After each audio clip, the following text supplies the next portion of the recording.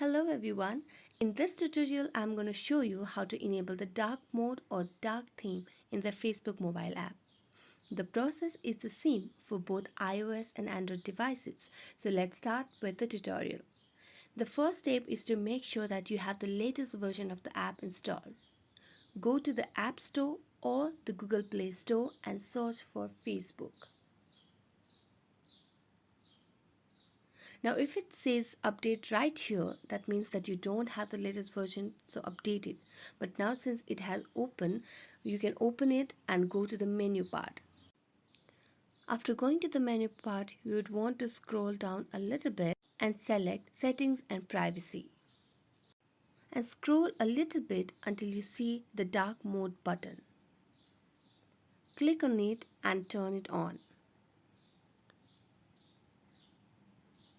Now your whole app will have a darker theme. And that's it for this video. Thanks for watching.